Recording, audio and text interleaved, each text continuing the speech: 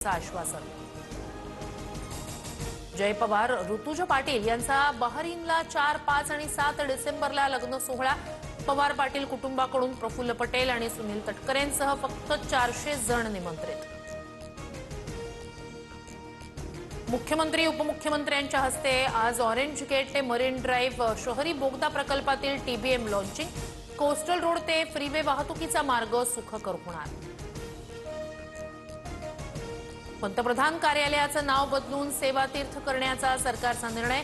देशभरातील राजभवनांचं नाव बदलून लोकभवन केलं जाणार। मुंबई पाठोपाठ पुण्याचीही हवा खराब श्रेणीत। अनेक भागात हवेची गुणवत्ता खराब ते अत्यंत खराब श्रेणीत नोंदवली गेली। मुंबईतले खड्डे, खराब रस्ते किंवा उघडे मॅनहोल अशा कारणांमुळे मृत्यू झाल्यास नुकसान भरपाई मिळणार।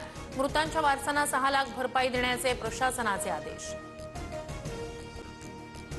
नाशिकच्या तपोवनमधील वृक्षतोडी विरोधातील आंदोलनाला कलाविश्वाचा पाठिंबा।